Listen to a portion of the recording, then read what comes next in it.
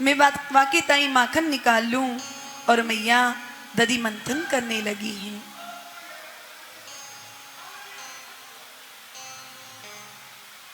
मैया ने दधी मंथन करना प्रारंभ कर दिया, परंतु दधी मंथन करते करते मैया मनसा वाचा और कर्मणा के द्वारा भगवान की सेवा कर रही हैं। जो कवियों ने भगवान की पद पदावली लिखी है, मैया मुख से उनका गायन कर रही है और मन में प्रभु के भावों को सोच रही है और हाथों से लाला के लिए दधी का मंथन कर रही है। श्री सुखदेव जी महाराज कहते हैं, परीक्षित, जब मैया मनसा वाचा और कर्मणा के द्वारा भगवान की सेवा करने लगी, भगवान को याद करने लगी, तो फिर भगवान उसे छोड़कर के सोते हुए कैसे रह सकते हैं। भगवान की तुरंत नींद खुल गई और कन्हैया पलना से उतर करके घुटनों घुटनों चलते मैया के पास आ गए हैं और मैया की मथानी पकड़ करके खड़े हो गए। गृहीत्वा दधी मंथानम न्यषेद प्रीतिमा वहन। मथानी पकड़ करके कन्हैया ने मैया से कहा, मैया तेरी साधना सफल है गई है, मैं आ गयो हूं, अब ये सब करने की तो कोई आवश्यकता नहीं है, ये सब तू छोड़ दे, मुझको बहुत जोर से भूख लगी है मैया। मैया ने लाला से कहा, रे कन्हैया अभी सद माखन तो निकलाना है और तुझे ज्यादा भूख लग रही है तो तू एक काम कर कि तू मेरा दूध पी ले। और मैया मथानी को छोड़ करके लाला को अपनी गोद में लेकर के अपना ही दूध पिलाने लगी। माँ का दुग्ध पान करते करते कन्हैया मुग्ध हो रही हैं। अचानक कन्हैया ने दूध पीते पीते मैया से कहा, मैया एक बात पूछूं?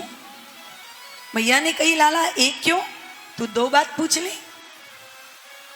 लाले ने कहा, मैया तू मुझको आज ये बात बता कि तुझे दूध प्यारा है अथवा पूत प्यारा है। मैया ने कही, लाला जी भी कोई पूछने की बात है।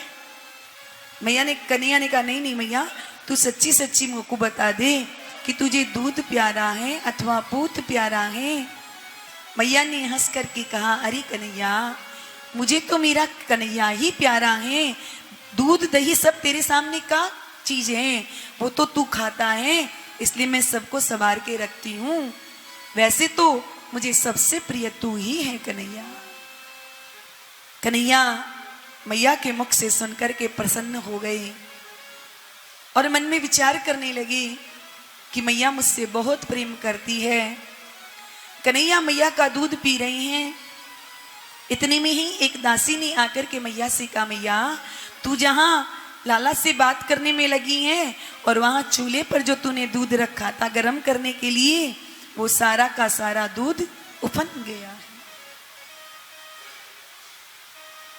जो मैया ने सुना, मैया ने तुरंत लाला को अपनी गोद से उठाया, लाला को जमीन पे पटक दिया और मैया भीतर दूध उतारने के लिए चली गई।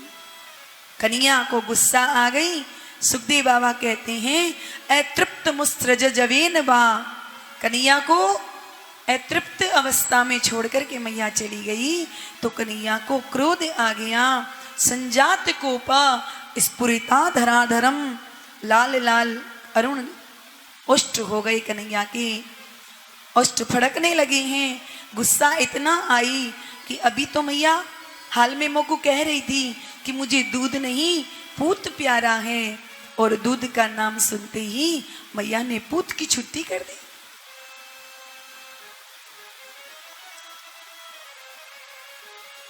लाला ने उठाया एक पत्थर और जिस मटकी में मैया दधी का मंथन कर रही थी उसी मटकी पर वो पत्थर दे मारा। मटकी पे पत्थर पड़ते ही मटकी सब टूट गई, दूध दही सब आंगन में फैल गए और जितनी सब मटकियां रखी थी सबको कन्हैया ने धमाधम कर दिया। और वहां से दूसरे चौक में कन्हैया चली गई। वहां पर रखा था एक उखल, उसी उखल पर चढ़ करके कन्हैया ने आज बंदरों को, ग्वालों को बुला करके दूध दही माखन सब लुटाना प्रारंभ कर दिया कि रोज तो हम तुम्हें चोरी करके खिलाते हैं, आज हमारे ही घर में निमंत्रण है, सब हमारे घर में चले आओ। सो कन्हैया के एक इशारे पर हजारों बंदर टपक पड़े और ग्वाल बाल सब आ गए। कन्हैया सबको माखन टपका टपका करके खिलाने लगे।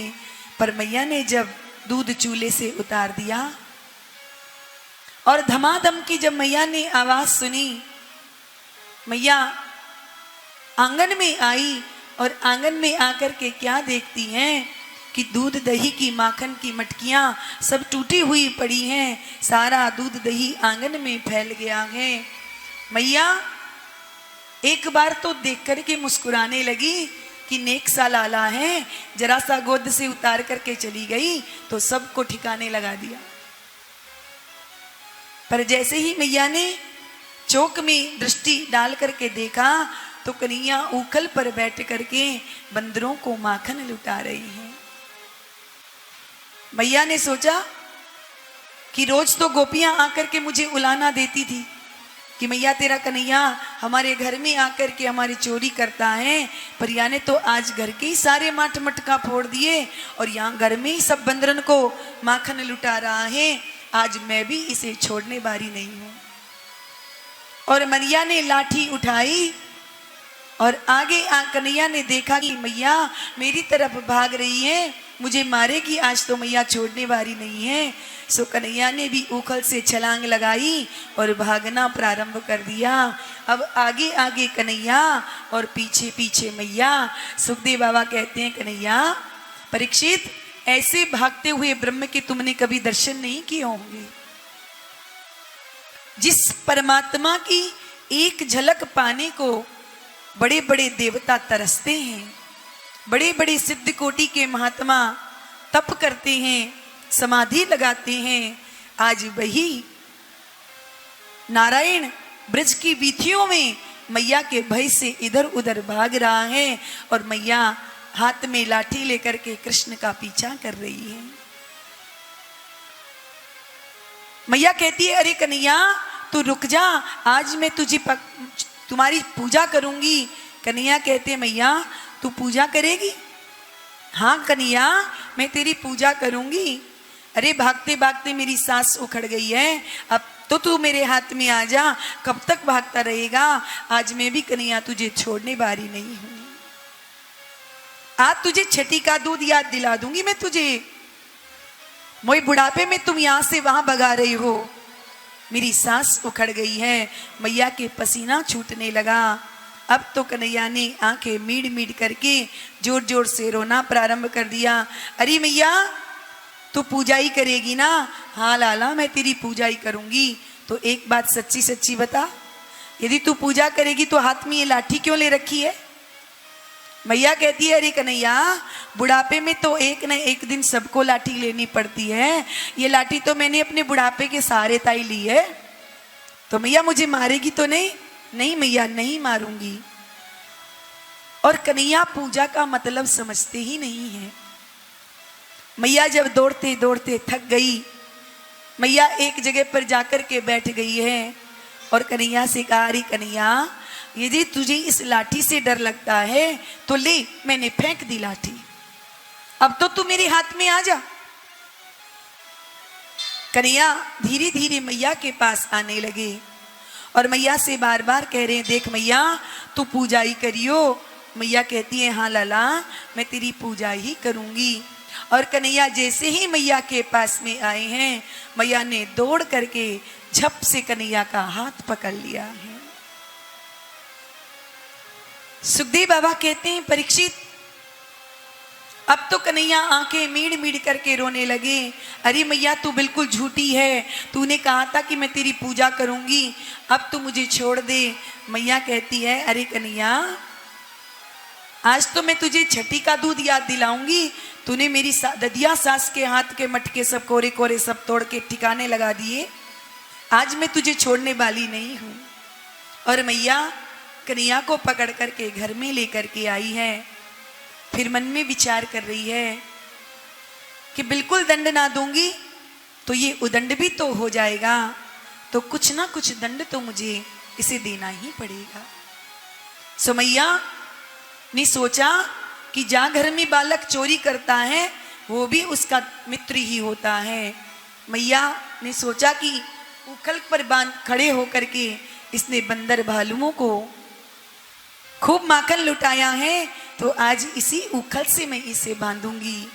और मैया घर में दौड़ करके गई और मैया घर में से 5 हाथ लंबी रस्सी उठा करके ले आई और जैसे ही उखल से कन्हैया को बांधने लगी हैं, सुखदेव बाबा कहते हैं परीक्षित रस्सी 2 अंगुल की छोटी पड़ गई है।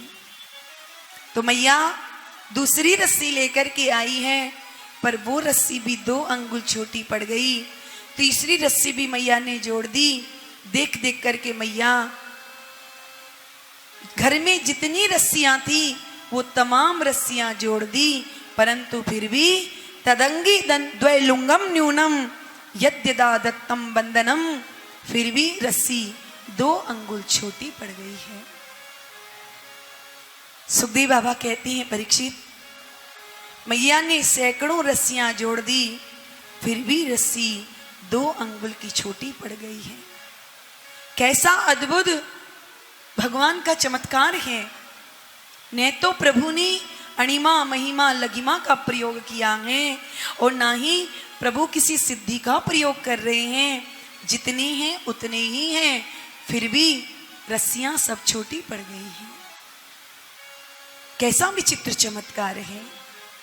परंतु जब मैया कन्हैया को बांधते बांधते पसीना पसीना हो गई, मैया के केस बिखर गई, वेणी में जो फूल गुथे हुए थे सब टूट टूट करके नीचे गिर गए हैं, तो भगवान को मैया पर दया आ गई है कि मैया कितनी परेशान हो रही है।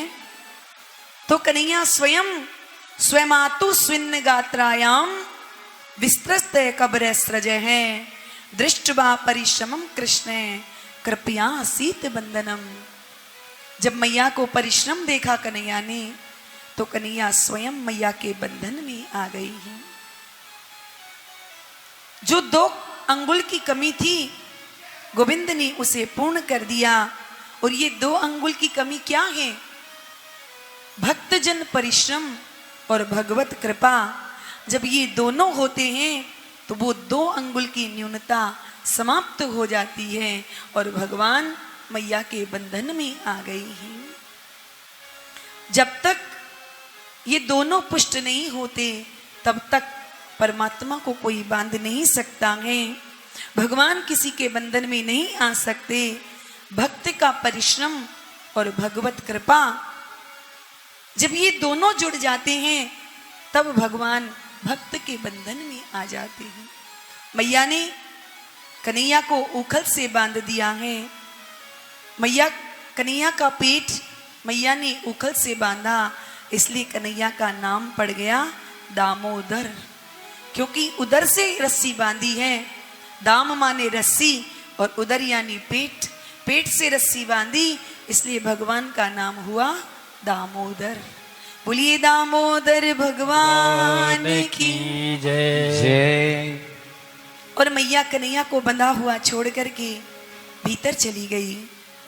कन्हैया पुकारते रहे, अरे मैया मुख खोल दे, मैया मुख खोल दे। पर मैया तो ने एक ना सुनी और मैया भीतर चली गई। प्रभु ने सोचा कि अब क्या किया जाए, तो उखल से बंधे बंधे कन्हैया उखल को घसीटते हुए वहां से चल पड़े। मैया के आंगन में 2 यमलार्जुन के बड़े विशाल वृक्ष लगे हुए थे। कन्हैया उन दोनों वृक्षों के बीच में से निकल गए और जैसे ही भगवान ने झटका दिया कि दोनों वृक्ष जमीन से उखड़ पड़े और धड़ामदी से पृथ्वी पर गिर पड़े हैं। उन वृक्षों से 2 दिव्य पुरुष प्रकट हो गए। सुखदेव बाबा कहते हैं परीक्षित, ये दोनों कुबेर के पुत्र थे, नलकूबर और मणिग्रीव। नारद जी के श्राप से इन्हें वृक्ष योनि प्राप्त हुई, क्योंकि एक बार ये दोनों भाई सरोवर में निर्वस्त्र होकर के स्नान कर रहे थे। नारद जी महाराज को आया हुआ जानकर भी इन्होंने वस्त्र धारण नहीं किए, तो नारद जी महाराज ने इन्हें श्राप दे दिया कि जाओ मूर्खो, तुम जड़ वृक्ष बन जाओ। तब से ये दोनों वृक्ष बन गए। आज भगवान ने स्वयं इन दोनों का उद्धार किया है। तो मुक्त कंठ से दोनों नलकुबर और मणिग्रीव भगवान की स्तुति गाने लगे हैं कि वाणी गुणानुकथनी श्रवणो कथाया हस्तौच कर्मसु मनस्तव पादयोर्ने स्मृत्यां शिरस्तौ निवास जगत प्रणामी दृष्टिं सतां दर्शने स्तपवत्तनूना। दोनों ने मिलकर के भगवान की दिव्य स्तुति गाई है। हे प्रभु, हमारी वाणी सदा आपके गुणों का गायन करती रहे, हमारे कान सदा आपके कथामृत का पान करते रहे, हमारे हाथ सदा आपकी सेवा का कर्म करते रहे, हमारा मन सदा आपका स्मरण करता रहे, हमारा सिर सदा आपके चरण कमलों में झुका रहे, हमारी ये आंखें सदा आपके रसिक भक्तों का अथवा आपके श्री विग्रह का दर्शन करते रहे। ऐसी दिव्य भक्ति से दोनों ने भगवान की दिव्य स्तुति गाई। भगवान ने दोनों को मुक्त कर दिया वृक्षों के गिरने का। दोनों भगवान को प्रणाम करके वहां से अपने लोक को चले गए। उनके जाने के बाद वृक्षों की गिरने की बड़ी जोर से आवाज आई है। नंद बाबा दौड़े दौड़े बाहर आए, आंगन में आकर के देखा तो दोनों यमलार्जुन के वृक्ष टूटे हुए पड़े हैं और श्री कृष्ण उखल से बंधे हुए हैं। बाबा ने जब ये देखा, बाबा ने आकर के कन्हैया को बंधन से मुक्त किया, परंतु इस घटना से बाबा थोड़े से चिंतित हो गए और आज बाबा ने समस्त ब्रजवासियों को एकत्रित किया और उपनंद आदि से कहने लगे कि भैया, जब से मेरी कन्हैया का जन्म हुआ है तब से या गोकुल में कोई ना कोई उत्पात होते रहे। मैंने मन में ये विचार की है कि मुझे अब इस गोकुल में नहीं रहना है, परंतु मेरी समझ में नहीं आता कि मैं कहाँ जाऊं। तो उपनंद जी महाराज ने कहा, बाबा, हमारे यहाँ ब्रजमंडल में बहुत से वन हैं, वृंदावन, निधिवन, बेलवन, कामवन, तालवन, मधुवन आदि बहुत सारे वन हैं, परंतु इन सब में सबसे सुंदर एक वन है जिसका नाम है श्रीधाम वृंदावन। कि वनम वृंदावनम नामे पसव्यम नवकाननम गोपी गोपीम गवाम सेव्यम पुण्यादि तृणवीरुदम। सबसे सुंदर वन है वृंदावन। तुलसी से ही सुंदर सुंदर पौधों से पल्लवित है ये वृंदावन, अथवा जहां भक्त वृंदों का समूह होता है उसका नाम है वृंदावन। वृंदानाम भक्त समूहा नाम वनम। भगवत भक्तों का, रसिकों का निवास स्थान है श्रीधाम वृंदावन। वृंदावन की महिमा सुनते ही समस्त ब्रजवासी सर्वे साधु साध्विति वादिने, बाबा बहुत अच्छा, बहुत अच्छा, हम सबको वृंदावन चलना चाहिए। और समस्त ब्रजवासियों को वृंदावन बहुत पसंद आया।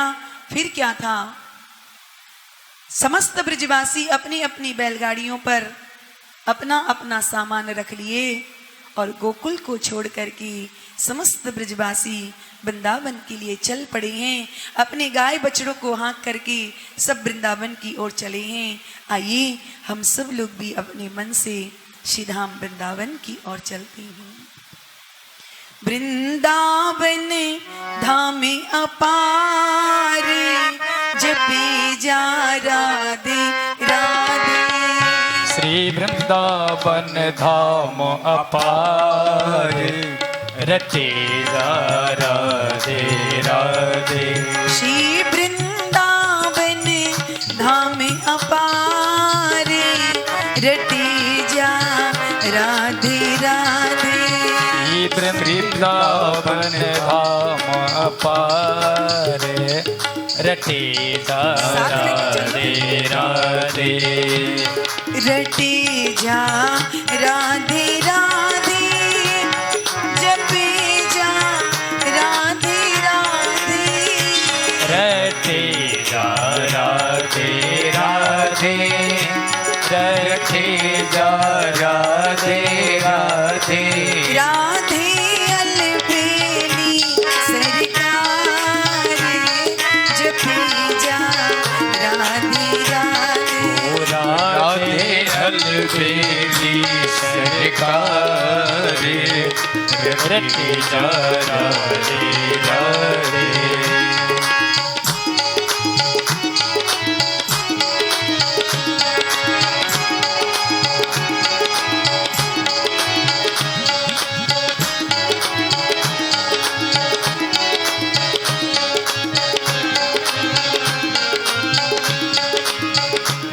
जो राधा राधा गावे वो प्रेम पदार्थ पावे।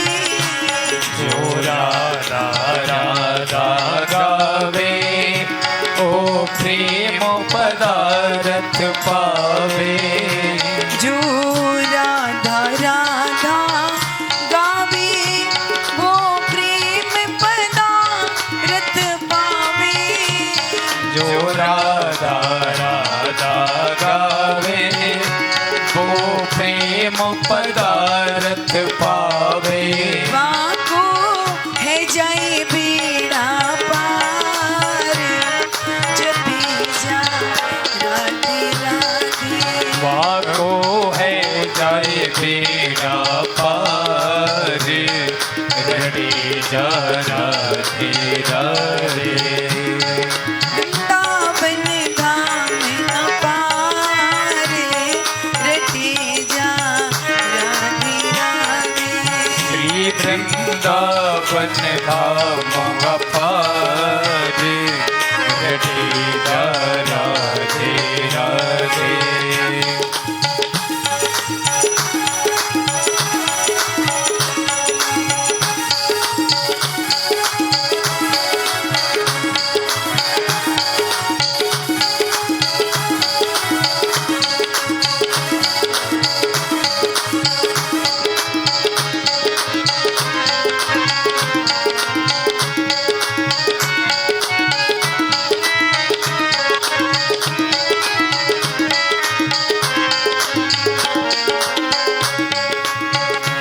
जो राधा नामिन हो तो रसिराज विचारो रो तो।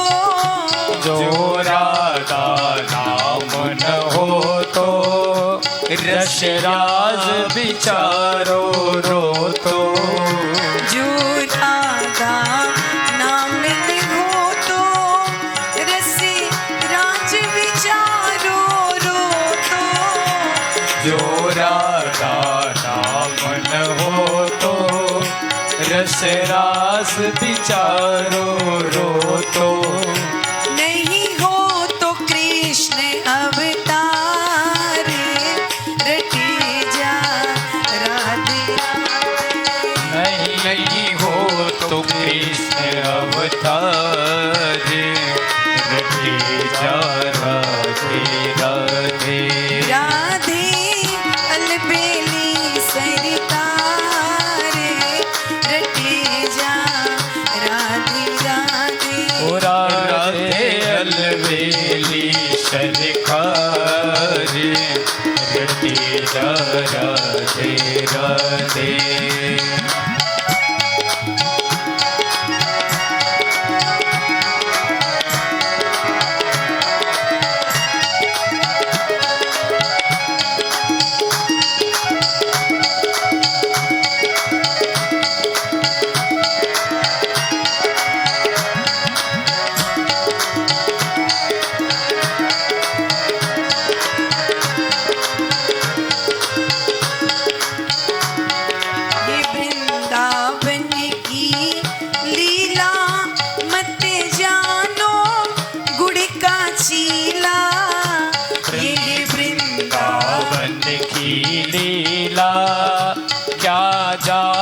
गुरु और चेला।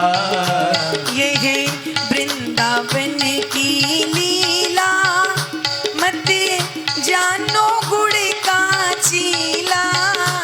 यह वृंदावन की लीला, मत जानो गुड़ का चेला। या में ऋषि मुनि गए हारे, जपे जा राधे राधे। या में ऋषि मुनि गए राधे, रटे जा राधे राधे। राधे अलबेली सरकार, रटे जा राधे राधे। ओ राधे अलबेली सरकार, रटे जा राधे राधे।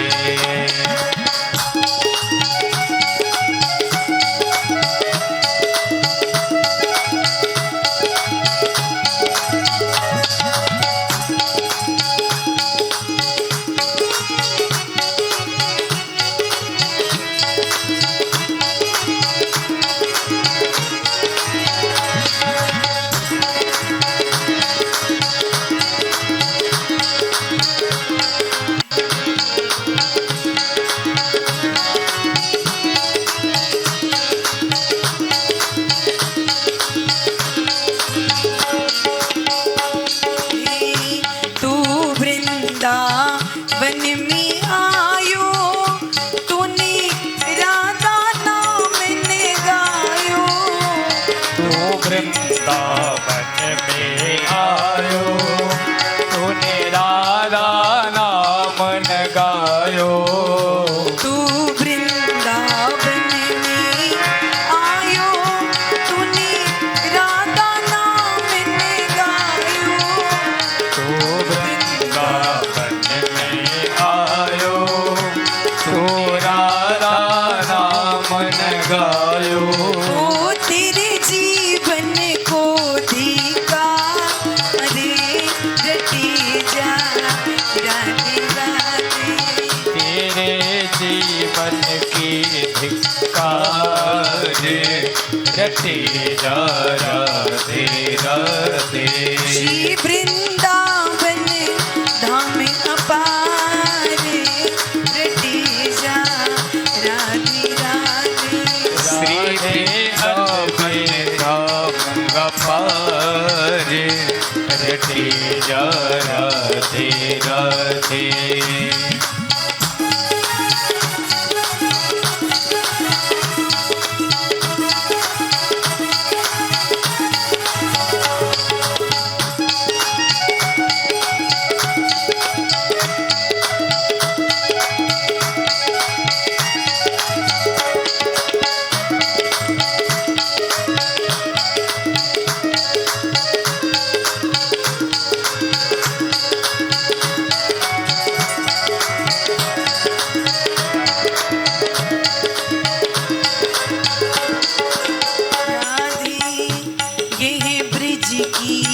अजब कहानी, यहाँ घट घट राधा रानी। यह ब्रज की अजब कहानी, यहाँ घट घट राधा रानी। यही ब्रज की अजब कहानी, यहाँ घट घट राधा रानी। यह ब्रज की अजब कहानी, यहाँ घट घट राधा रानी। राधे ही कृष्ण मुरारे, रटे जा राधे राधे। राधे कृष्ण मुरारी, रटे जा राधे राधे। रटे जा राधे राधे, जपे जा राधे राधे। रटे जा राधे राधे, जपे जा राधे राधे। राधे अलबेली सरकार, रे रटे जा राधे राधे। राधे अलबेली सरकार रटे जा राधे राधे वृंदावन धाम का रे जा राधे राधे वृंदावन धाम अपारे रटे जा राधे राधे बोलिए श्री वृंदावन बिहारी लाल की जय। सब ब्रजवासी अपनी अपनी बैलगाड़ी और अपनी अपनी सामग्री लेकर के श्री धाम वृंदावन में पधारे। वृंदावन में आकर के जब प्रभु ने श्री धाम वृंदावन की दिव्यता भव्यता का अवलोकन किया, जिस श्री वृंदावन में गोवर्धन का शिखर है, सुंदर सुंदर विशाल वृक्षावली है, चारों तरफ हरियाली छाई हुई है, देख देख करके भगवान श्री कृष्ण का मन बड़ा प्रसन्न हो गया है। और गोविंद मन में विचार कर रहे हैं कि यहाँ तो हमारी गैया खूब घास चरेंगी। मेरे गोविंद गायों से इतना प्रेम करते हैं कि वृंदावन के तृण को जब देखा, वृंदावन की हरियाली को जब प्रभु ने देखा तो देख कर के गोविंद बड़े प्रसन्न हो गई और मैया से कहते, मैया यहाँ तो हमारी गायें खूब प्रसन्न रहेंगी, खूब घास खाएंगी, यमुना का निर्मल जल का प्रवाह है। सबने दर्शन किया। सुखदेव जी महाराज कहते हैं, परीक्षित भगवान का मन ब्रजभूमि के प्रेम में ऐसा भर गया, केवल अकेले कृष्ण का ही नहीं, राम माधवयोर नृपः नृप संबोधन करके सुखदेव जी कह रहे हैं, परीक्षित यदि दोनों भाइयों का मन किसी भूमि को देख करके प्रसन्न हुआ तो वो केवल श्रीधाम वृंदावन की भूमि को देख करके हुआ। इसलिए नृप कह करके भगवान को संबोधित किया है। सुखदेव जी कहते हैं, दोनों भैया बड़े प्रसन्न है गए, दौड़े दौड़े मैया के पास में आए। मैया मैया जा वृंदावन में तो अब हम गैया चराएंगे। मैया ने कन्हैया से कहा, कन्हैया पहले बछड़न को तू चराना सीख ले, बाद में चरा लियो, अभी तो तू बहुत छोटा है। कन्हैया मचल गए, नहीं मैया मैं तो बड़ा हो गया हूं, मुझे गैया चराने की अनुमति दो। पर मैया ने कन्हैया को समझाया, कन्हैया तू अभी बहुत छोटा है, जब बड़ा हो जाएगा तो तुझे गैया तो चरानी है, पर पहले तू बछड़न को तो चराना सीख ले, यदि तेरी बहुत इच्छा है तो। अच्छा ठीक है मैया। कन्हैया राजी हो गए और बछड़न चराने की अनुमति मैया से मिल गई। कन्हैया छोटे छोटे बछड़ों को चराना अपने सखाओं के साथ जाने लगे। जब श्री कृष्ण बलराम बछड़ों को चराने के लिए जाते हैं तो मैया कहती है, लाला दूर मत जाइयो, यहाँ पास में ही तू बछड़न को। उन असंख्य बछड़ों में से उस वत्सासुर को ढूंढ करके भगवान ने उस दैत्य का संहार कर दिया, उसे मार डाला। ऐसे ही एक दिन भगवान श्री कृष्ण बछड़ों को पानी पिलाने के लिए जमुना जी के किनारे पर गए। वहां बैठा हुआ था एक बकासुर, पूतना का भाई बगुला बन करके आकर के बैठ गया। और जैसे ही उसने श्री कृष्ण को देखा, अच्छा यही काला काला है जिसने मेरी बहन पूतना को मार दिया था, मैं इसका बदला लूंगा। सो बगुला बन करके बैठ गया। जैसे ही भगवान श्री कृष्ण इसके निकट में आए, तुरंत इसने मुख खोल करके भगवान श्री कृष्ण को अपने पेट में गटक गया। अब तो जो श्री कृष्ण के छोटे छोटे सखा थे वो सब रोने लगे, अरे ये बगुला तो हमारे कन्हैया को ही खा गया है। परंतु श्री सुखदेव बाबा कहते हैं, अब तो सारे ग्वाला चिल्लाने लगे, बचाओ बचाओ करने लगे। ये कितना बड़ा बगुला है, कन्हैया को पकड़ करके इसने खा लिया है।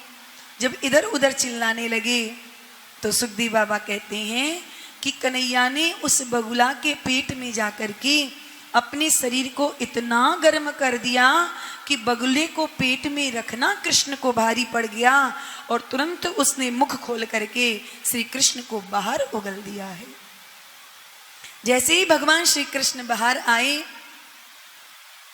ब्रजवासी सब चिल्लाने लगे, अरे हमारो कन्हैया आ गयो, अरे हमारे कन्हैया आ गयो।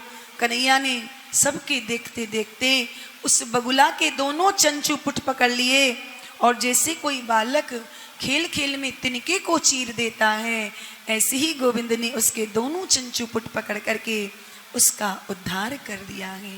बोलिए भक्त वत्सल भगवान की जय। इसी प्रकार क्रीड़ा करते करते एक दिन कन्हैया आंख मिचोली का खेल खेल रहे थे। ब्रजवासियों से कहा, ब्रजवासियों तुम सब जाकर के छुप जाओ और मैं तुम्हें ढूंढता हूं। ठीक है लाला, हम सब छुपने के लिए जा रहे हैं।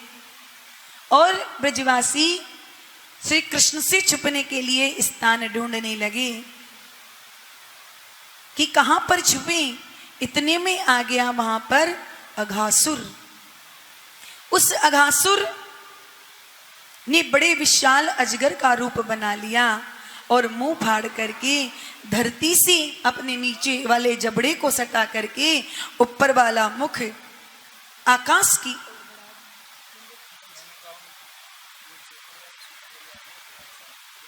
ऐसा प्राणायाम चढ़ाया उस अघासुर ने कि श्वास रोक लिया और ना तो हिले ना डुले, बिल्कुल पाषाणवत बन गया। ब्रजवासी बेचारे देखते ही रह गए, अरे भैया ये इतनी बड़ी गुफा कहां से आ गई। लगता है कि ये वृंदावन की कोई बहुत बड़ी गुफा है। आज हमने पहली बार देखी है, इतने दिन हो गए वृंदावन आए हुए, आज से पहले तो कबू ना देखी। और जैसे ही उस अघासुर को देखा, सब उसे गुफा समझ करके उसके भीतर प्रविष्ट होने लगे छुपने के लिए। पर एक ब्रजवासी कहता है, अरे भैया मुझको तो ऐसो लग रहा है कि ये कोई अजगर सर्प है, जैसे हमें कोई खाने के लिए बैठो हो। तो दूसरा कहता है, भैया चिंता क्यों करता है, यदि ये बकासुर की तरह ये भी कोई राक्षस हुआ तो हमारा कन्हैया पीछे ही तो आ रहा है।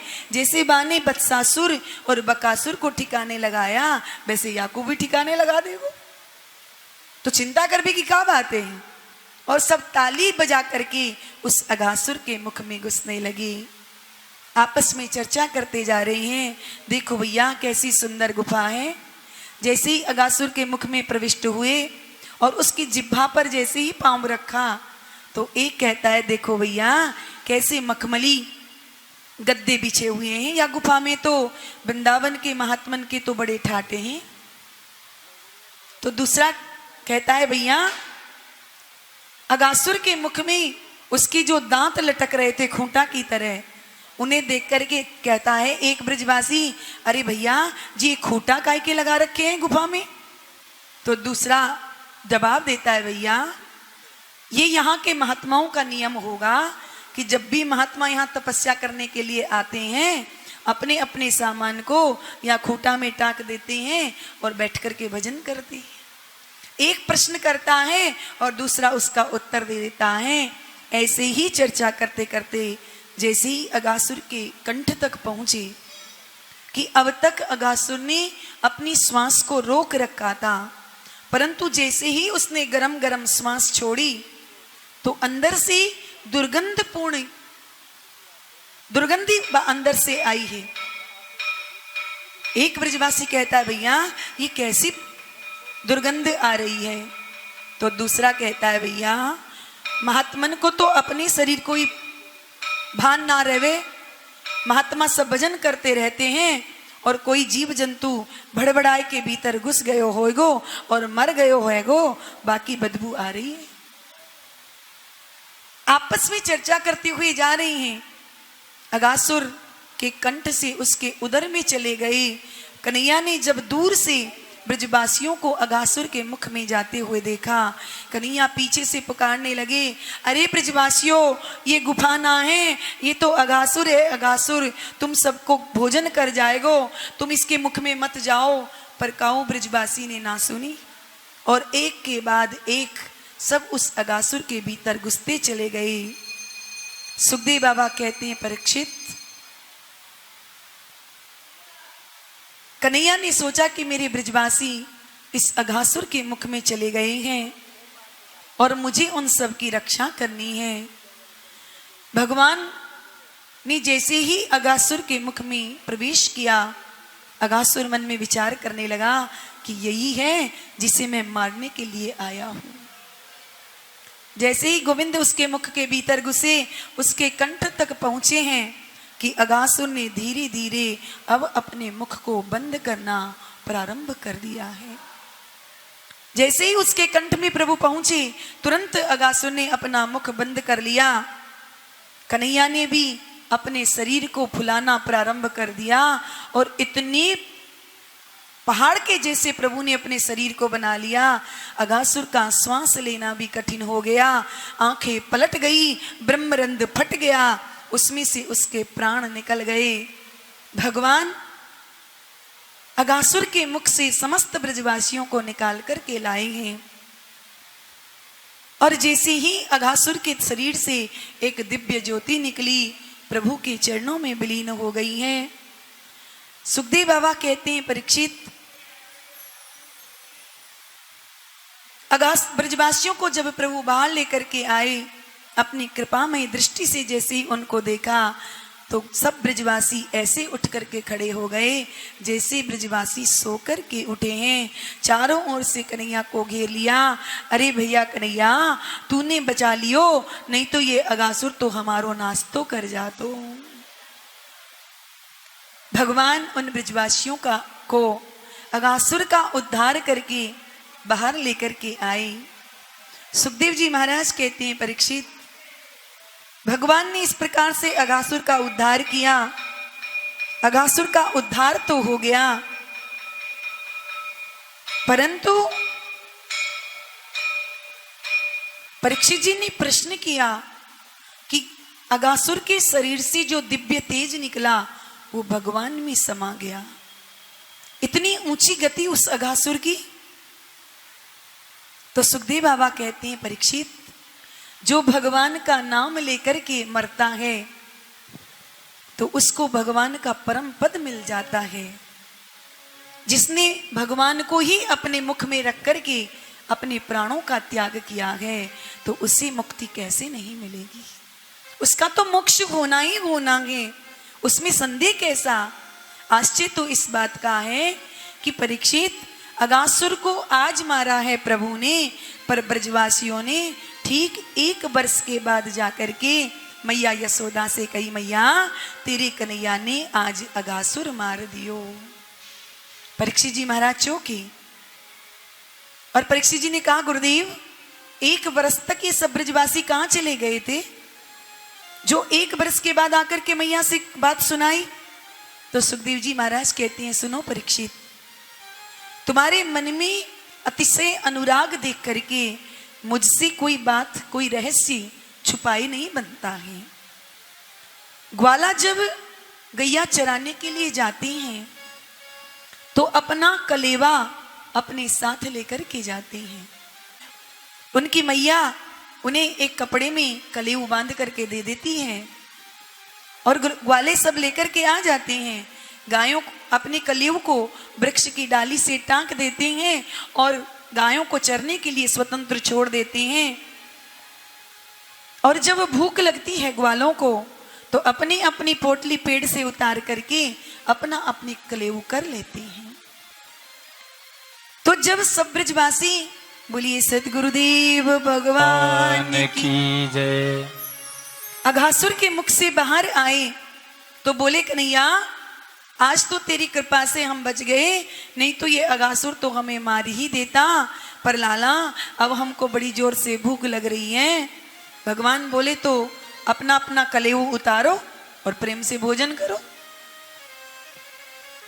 ब्रजवासियों ने अपना अपना कलेऊ वृक्ष की शाखा से उतार लिया और उस मंडलाकार आकृति में सबके सब ब्रजवासी बैठ गए और उन सबके बीच में श्री कृष्ण विराजमान हो गए हैं। भोजन करने लगे, सबको लेकर यमुना के तट पर आए और सुंदर ग्वाल बालों के साथ बैठकर के भोजन करने लगे। प्रभु एक तरफ भगवान मुख करके बैठते हैं तो दूसरे को ऐसा लगता है मानो कन्हैया ने हमारी तरफ से पीछ कर ली है, तो वही कन्हैया से कहता है, अरे कन्हैया हमारी तरफ मुख कर। तो सब मंडलाकार आकृति में बैठे हैं, सब ब्रजवासियों को ऐसा लग रहा है मानो कन्हैया मेरे ही सम्मुख बैठी हूं, कन्हैया मेरे साथ ही भोजन कर रहे हो। सबको भगवान के मुख कमल की शोभा का दर्शन हो रहा है। भगवान कभी भी किसी को विमुख होने नहीं देते, क्योंकि जिसकी ओर पीठ हो जाती है उसी ब्रजवासी को असंतुष्टि होने लगती है। इसलिए सबको ऐसा लग रहा है कि भगवान का मुख हमारी ओर है। भगवान ने उन ब्रजवासियों के साथ में भोजन प्रारंभ किया। कैसे भोजन कर रहे हैं सुखदेव बाबा उसका चित्रण कर रहे हैं कि बिबरद वीणु जठर पटियो श्रृंग वीत्रीच कक्षे वामी पाणो मशण कबलम तत्फलांगुलीसु तिष्ठन मध्ये स्वपद सूरिधो हासयन् नर्म बीसे स्वर्गे लोके मिशति बुभुजी यज्ञ भुक बाल के लिए। भगवान जब ग्वाल बालों के साथ भोजन करने के लिए बैठते हैं तो अपने पीतांबर को उतार करके अपनी कमर में बांध लेते हैं। कमर में बंधे हुए पीतांबर में एक तरफ श्रृंगी तो एक तरफ बांसुरी को लगा लेते हैं। एक वैत यानी डंडा लेकर के ग्वाला सब जाते हैं गायों को चराने के लिए। भोजन करते समय अपने बगल में भगवान अपने डंडे को रख लेते हैं और बाएं हाथ की हथेली पर दही भात का मिश्रित कोर रख करके और भगवान प्रेम से भोजन पाते हैं। कुछ ब्रजवासी पत्ते तोड़ करके ले आते हैं और पत्ते पर परोस करके भोजन करते हैं। बाएं हाथ की हथेली पर गोविंद दही भात का कोर मिला करके रख रखे हैं और सबकी ग्वाल बालों से अनेक प्रकार के अचार, क्योंकि कोई टेंटी का अचार लाया है तो कोई आम का लाया है, कोई नींबू का लाया है। सबके भोजन में से एक एक अचार का टुकड़ा उठा करके गोविंद अपनी अंगुलियों में लगा लेते हैं और दही भात का कोर खाते हुए बीच बीच में उन अचारों को निकाल करके गोविंद चख लेते हैं। सुखदेव बाबा कहते हैं, परीक्षित जब भगवान इन ब्रजवासियों के साथ भोजन करने लगे, भोजन करते करते कभी किसी बात को लेकर के जोर से हंसने लग जाते हैं तो कभी कोई कोई एक दूसरे पर व्यंग करने लग जाते हैं। स्वर्ग से सभी देवता अपने अपने विमान में छाए हुए हैं और भगवान की इस वन भोज का सब देवता दर्शन कर रहे हैं। आपस में कानाफूसी करने लगे देवता कि देखो देखो बड़े बड़े यज्ञों का भोक्ता नारायण आज कैसे भोजन कर रहा है। बड़े बड़े वेदज्ञ ब्राह्मण, बड़े बड़े कर्मकांडी ब्राह्मण, लंबे लंबे वेद पाठ, नाक पकड़ करके नाभ्या आसीदंतरिक्षगुम शीर्ष्णाद्याओ हो समवर्तता पद्भ्याम्बो मृदिशय श्रोत्र तथा लोकान कल्पयन्ना। नाक पकड़ करके बड़े बड़े वेद मंत्रों से छंदों से स्तुति गान करते हैं, फिर भी भगवान उनका भोजन पाने के लिए नहीं आते। और आज इन ब्रजवासियों के लिए कितने सुलभ हैं कि इनके बीच में बैठ करके इनका झूठा मीठा सब कुछ कर रहे हैं।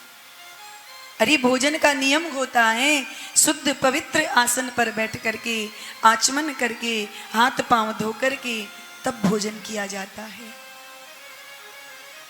पर भगवान की इस वन भोजन लीला को देख करके, ब्रह्मा जी इस विचित्र भोजन लीला को देख करके बार बार अपने सिर को खुजलाने लगे हैं। अरे देखो देखो, क्या भोजन का ये नियम होता है? ना कहीं से हाथ पांव धोए, ना आचमन किया, गैया चराते चराते आए बछड़न को और आके सीधे पोटली खोल करके और भोजन करने के लिए बैठ गए हैं। ब्रह्मा जी ने जब ये भोजन में मुग्ध हो रहे हैं और उधर ब्रह्मा जी महाराज धीरे से आए और सारे बछड़न को चुरा करके ब्रह्मलोक में ले गए। ब्रह्मा जी बोले, ब्रजवासी कहते हैं, अरे लाला, तू भोजन ही कर तो रहेगो कि अपने बछड़न को भी देख के आएगो, या अपने बछड़न को भी देख के आएगो? कन्हैया भोजन करते करते जमुना जी के किनारे पर गए हैं। दूर दूर तक कन्हैया को एक भी बछड़ा दिखाई नहीं दिया। कन्हैया ने कहा कि भाई, हमारे सारे बछड़े कहाँ गए?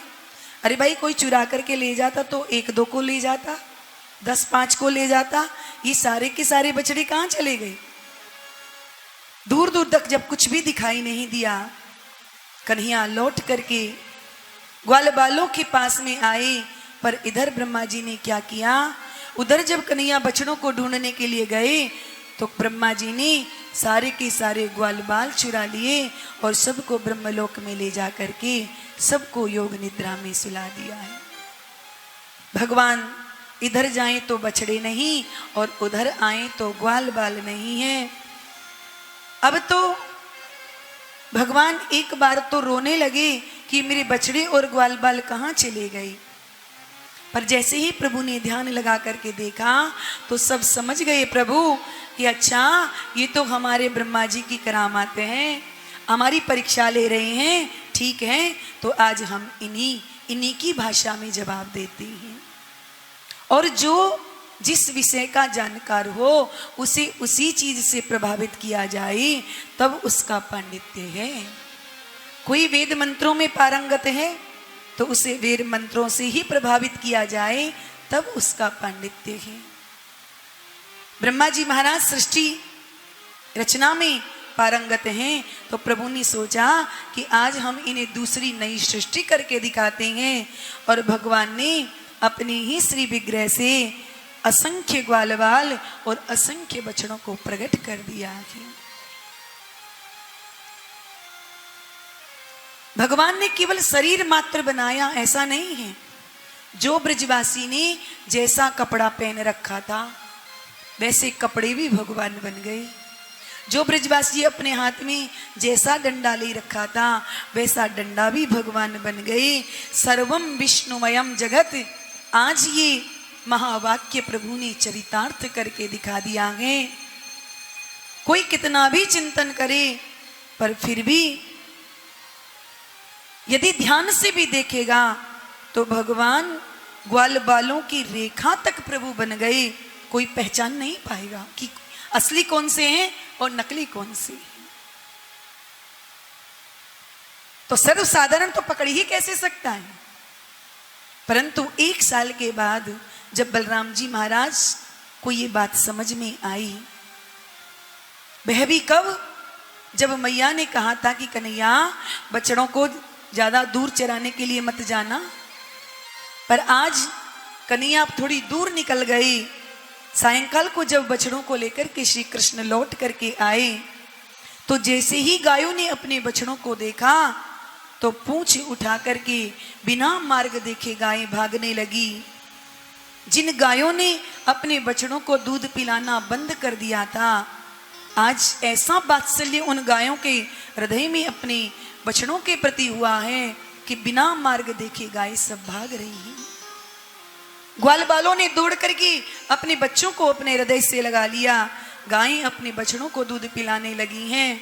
ये दृश्य जब बलराम जी ने देखा तो बलराम जी ने सोचा कि आज ब्रज में इतनी प्रेम की बाढ़ कैसे आ रही है। और जैसे ही दाऊ जी ने ध्यान लगा करके देखा तो प्रत्येक ग्वाला में, प्रत्येक गाय में और प्रत्येक बछड़े में श्री कृष्ण ही कृष्ण दिखाई पड़ रही है। दाऊ जी महाराज मन में विचार करने लगे कि पहले तो मैं जब भी देखता था तो किसी में किसी देवता का दर्शन होता था, किसी में किसी संत का दर्शन होता था, पर आज सब में कृष्ण ही कृष्ण दिखाई पड़ रहे हैं। बलराम जी महाराज ने श्री कृष्ण का हाथ पकड़ा और हाथ पकड़ करके दूर लेकर के गए और कन्हैया से कहा, अरे कन्हैया जी क्या लीला हो रही है। पहले तो मुझे गायों में ग्वालों में किसी संत या देवता का दर्शन होता था, पर आज तो सब में तुम ही दिखाई पड़ रहे हो। कन्हैया ने मुस्कुरा करके कहा, दाऊ भैया ये नाटक तो 1 वर्ष से चल रहा है, पर आप किसी से बताना मत। दाऊ जी ने पूछा, कन्हैया इतना सब हो गया और मुझे पता नहीं। और श्री कृष्ण ने ब्रह्मा जी ने जो किया, ग्वाल बालों को चुराया, बछड़ों को चुराया, वो पूरा का पूरा वृत्तांत दाऊ जी को सुना दिया। पर ये प्रेम की बाढ़ ब्रज में क्यों आई? क्योंकि जब भी श्री कृष्ण मैया का दूध पीते थे तो गायें तिरछी नजर से कृष्ण को देखती थी कि जब कन्हैया अपनी मैया का दूध पीकर ही तृप्त हो जाएंगे तो क्या कन्हैया कभी हमारा भी स्तनपान करेंगे क्या? ग्वाले गोपियां जब अपने कन्हैया को देखती थी मैया का दूध पीते हुए, मैया के घर में माखन खाते हुए, तो गोपियों के ब्रजवासियों के मन में ऐसा भाव आता था कि क्या श्री कृष्ण कभी हमारे हाथ से खाएंगे क्या? गोविंद तो सर्वांतर्यामी हैं, सबकी भावना को जानते हैं। आज गोविंद ने उन सबको मनोरथ पूर्ण करने के लिए ही ये दिव्य लीला रची और भगवान ने स्वयं बछड़ा बन करके उन गायों का स्तनपान किया है। परंतु 1 वर्ष के बाद ब्रह्मा जी महाराज ने सोचा कि चलो चलकर देखूं तो सही कि ब्रज का क्या हाल है। ब्रह्मा जी जो वृंदावन में आए तो वही ब्रजवासी, वही बछड़े, वही ग्वाल बाल, वही खाने पीने का ढंग। ब्रह्मा जी की तो चारों सिर चक्कर खाने लगे हैं और ब्रह्मा जी विचार करने लगे कि राम राम, मैं तो इन सब को अभी अभी ब्रह्मलोक में सुला करके आया हूं, ये सब नीचे कैसे आ गए? फिर दौड़ करके ब्रह्मा जी ऊपर गए तो वहां भी सब ब्रजवासी सब सोते नजर आए। नीचे दौड़ करके आए तो सब ब्रजवासी खेलते नजर आए। अब तो ब्रह्मा जी के चारों सिर चक्कर खाने लगे कि इनमें असली कौन है और नकली कौन है। सत्या के कतरे नेति ज्ञातुम निष्ठे कथंचन है। मैं समझ गया ये चमत्कार तो मेरे प्रभु नारायण के सिवा कोई और नहीं कर सकता है। इसका मतलब ये जो श्री कृष्ण हैं ये साक्षात परमात्मा हैं। परंतु परमपिता प्रभु की मैंने परीक्षा ली। अरे भाई, छोटा भाई बड़े भाई की परीक्षा नहीं ले सकता, शिष्य गुरु की परीक्षा नहीं ले सकता, ऐसे ही भक्त को अधिकार नहीं है अपने भगवान की परीक्षा लेने का। पर मुझसे बहुत बड़ा अपराध बन गया है। अथा तो ब्रह्म जिज्ञासा, मन में परमात्मा को जानने की इच्छा तो रखनी चाहिए, परंतु परीक्षा के योग्य हम नहीं हैं। भगवती सती ने परीक्षा ली, उसका परिणाम क्या हुआ? रावण ने परीक्षा ली तो उसका परिणाम क्या हुआ? अरे स्वयं परीक्षा लेने वाले स्वयं चक्कर में पड़ जाते हैं। ब्रह्मा जी तुरंत वापस पहुंचे, तुरंत सारे बछड़े और ब्रजवासियों को लेकर के आए। जैसे ही ब्रह्मा जी महाराज श्रीधाम वृंदावन में पधारे और ब्रह्मा जी को जब आते हुए भगवान श्री कृष्ण ने देखा तो जिन ब्रजवासियों को बछड़ों को अपने श्री विग्रह से प्रकट किया था, गोविंद ने उन सबको अंतर ध्यान कर दिया।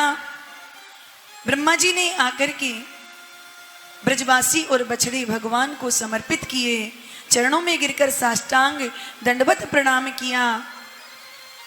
सुखदेव जी महाराज कहते हैं, परीक्षित, ब्रह्मा ग्वाल बाल सब खड़े हो गए हैं और जब ब्रह्मा जी को प्रणाम करते हुए ब्रजवासियों ने देखा तो कन्हैया से पूछने लगे, अरे कन्हैया ये चोमुआ कौन है? क्योंकि ब्रह्मा जी के 4 सिर थे। ब्रजवासी बेचारे भोले वाले कहने लगे, अरे कन्हैया ये चोमुआ कौन है? और उसी से उस गांव का नाम पड़ गया चोमुआ, जो वृंदावन से थोड़ी पास में ही है।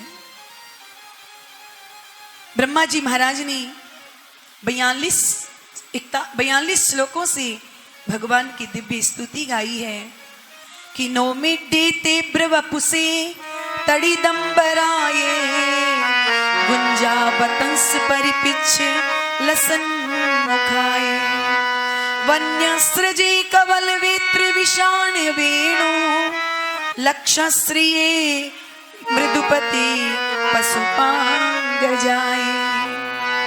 हे स्तुति करने योग्य प्रभु, आपको मेरा बारंबार प्रणाम है।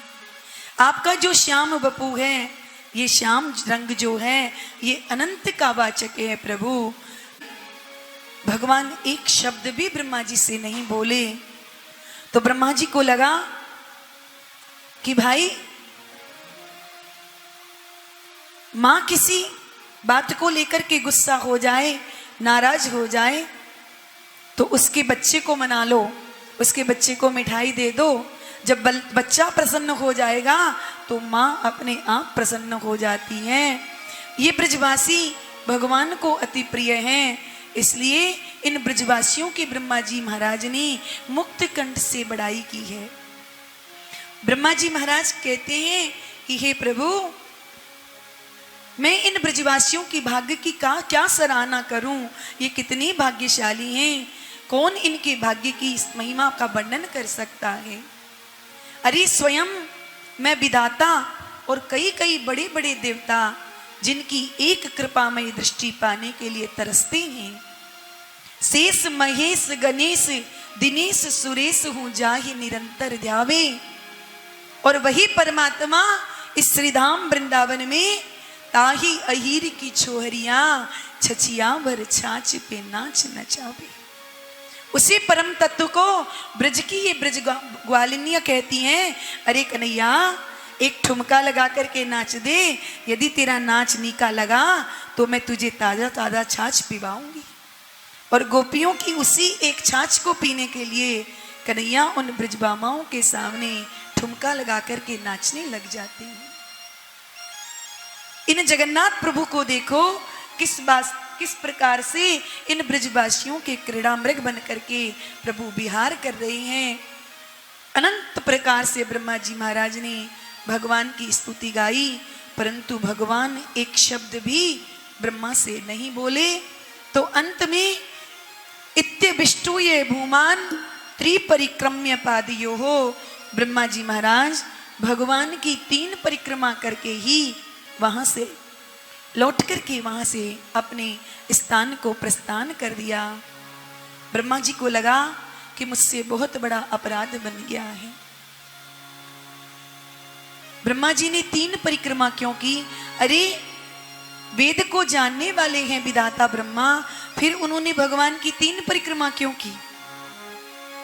क्योंकि हमारे शास्त्र कहते हैं कि एक परिक्रमा गणपति की करनी चाहिए। नहीं, 3 परिक्रमा चंडी की करनी चाहिए, 1 परिक्रमा गणपति की करो, 7 परिक्रमा सूर्य की करो और भगवान विष्णु की 4 परिक्रमा करने का विधान है। तो फिर ब्रह्मा जी महाराज वेद के जानने वाले, विधि के विधान को बनाने वाले 3 परिक्रमा करके ही कैसे भग गए? अरे भाई, यदि हमारा कोई अधिकारी हमसे क्रोध में भर जाए और मुंह से नहीं बोले तो उस समय उनकी दृष्टि से खिसक जाना ही अच्छा है। ऐसा मान करके ब्रह्मा जी ने सोचा कि मेरे इतनी स्तुति करने पर भी प्रभु मुझसे कुछ नहीं कह रहे हैं। तो ब्रह्मा जी जल्दी जल्दी में 3 परिक्रमा करके ही वहां से अपने धाम के लिए प्रस्थान कर गए। भगवान की चरित्र तो अनंत हैं, पर समय सीमा बहुत ज्यादा हो गई है, आज थोड़ा विलंब हो गया। बोलो गोविंद बोलो हरि गोपाल बोलो राधा रमण हरि गोविंद बोलो, राधा रमण हरि गोविंद बोलो राधा रमण हरि गोविंद बोलो, राधा रमण गोविंद बोलो गोपाल बोलो गोविंद बोलो गोपाल बोलो राधा रमण हरि गोविंद बोलो राधा रमण हरि गोविंद बोलो कर्पूर गौरम जोर के ब्रह्मादिक तेरो यश गावे नारद सारथ ध्यान तेरी आरती कन्हैया तेरी आरती सारा संसार करेगा हाथ जोड़ के मैं हूँ दीनन दुखिया भारी आया हूँ प्रभु शरण तिहारी रखियो लाज हमार करेंगे हाथ जोड़ के क्षमा तेरी आरती कन्हैया तेरी आरती सारा संसार करेगा हाथ जोड़ के प्रेम सहित जो आरती गावे राधा माधव के पद पावे और करे जय जयकार करेंगे हाथ जोड़ के क्षमा तेरी आरती कन्हैया तेरी आरती सारा संसार करेगा हाथ जोड़ के के गुरुदेव दयानिधि दीनन हितकारी स्वामी दीनन हितकारी जय जय मोह विनाशक जय जय मोह विनाशक भगवंदन हरि जय देव गुरु देवा ब्रह्मा विष्णु सदा शिव गुरु मूर्ति धारी स्वामी गुरु मूरत धारी वेद पुराण बखानत वेद पुराण बखान गुरु महिमा भारी जय देव गुरु देवा तप तीरथ संयम दान विविध दीना संतान विविध दीना गुरु बिन ज्ञान न होवे गुरु बिन ज्ञान न होवे कोटि जतन कीना जय देव गुरु देवा माया मोहन दीजल जीव बहे सारे स्वामी जीव बहे सारे नाम जहाज बिठा कर नाम जहाज बिठा कर गुरु बल में तर जय देव गुरु देवा काम क्रोध मद मत्सर चोर बड़े भारी स्वामी चोर बड़े भारी ज्ञान खड़ग दे कर में ज्ञान खड़क दे कर में गुरु सब संकारी जय देव गुरु देवा नाना पंथ जगत में निज निज गुण गावे स्वामी निज निज गुण गावे सबका सार बता कर सबका सार बता कर गुरु मार्ग लावे जय देव गुरु देवा चरणामृत निर्मल सब पातक हरी स्वामी सब पाठक हरी वचन सुनत तमना से वचन सुनत तमना से सब संशय हरी जय देव गुरु देवा मन धन सब अर्पण गुरु चरणन की जय स्वामी गुरु चरणन की जय ब्रह्मानंद दया कर ब्रह्मानंद दया कर अपनों कर लीजे जय देव गुरु देवा जय गुरुदेव दया निधि दीन हितकारी स्वामी दीनन हितकारी जय जय मोहन विनाशक जय जय मोहन विनाशक भवभंजन हरि जय देव गुरु गुरुदेवा हरिः ओम जलेन शीतलीकरण पुष्पै देवाभिवन्दन मंत्र पुष्पाञ्जलिं हरिः ओम द्यौः शान्तिरन्तरिक्षं शान्तिः पृथिवी शान्तिरावः शान्तिरोषधयः शान्तिः वनस्पतयः शान्तिर्विश्वे देवाः शांति ब्रह्म शांति सर्वगुम शांति शांतिरेव शांति श्यामा शांतिरेधि हरि ओम जजनेन जजनमय जन्ददेवास्तानि धर्माणि प्रथमान्यासन्न ते हनाकं महिमानः सजन्त्रद्रपूर्वे साद्याः सन्ति देवाः हरि ओम एकदन्ताय विद्महे वक्रतुण्डाय धीमहि तन्नो दन्ति प्रचोदयात् हरि ओम नन्दनन्दनाय विद्महे यशोदानन्दनाय धीमहि तन्नो श्रीकृष्णः प्रचोदयात् हरि ओम वृषभानुजायै च विद्महे कृष्णप्रियायै च धीमहि तन्नो श्रीराधा प्रचोदयात् हरि ओम अंजनी नंदनाय विद्महे केसरी पुत्राय धीमहि तन्नो श्री हनुमत् प्रचोदयात् हरि ओम परब्रह्मणे च विद्महे दिव्यपुरुषाय धीमहि तन्नो सद्गुरु प्रचोदयात् सेवन्तिका बकुलचम्पकपाप्टलाज्यै पुण्यागजादिकरवेररसालपुष्पै बिल्वा प्रवाल तुलसी दलमञ्जरीभिः त्वं पूजयामि जगदि स्वर मे प्रसीद नाना सुगंधि पुष्पाणि ऋतुकालोद्भवानि च पुष्पाञ्जलिर्मया दत्तं ग्रहण परमेश्वर एभि हस्तगत मंत्र पुष्पाञ्जलिं समर्पयामि बोले श्रीमद्भागवत महापुराण की जय श्री सीताराम जी भगवान की जय श्री राधा गोविंद भगवान की जय श्री सद्गुरुदेव भगवान की जय जय जय श्री सीताराम जय जय श्री राधे श्याम नमः पार्वती पदये हर हर हर महादेव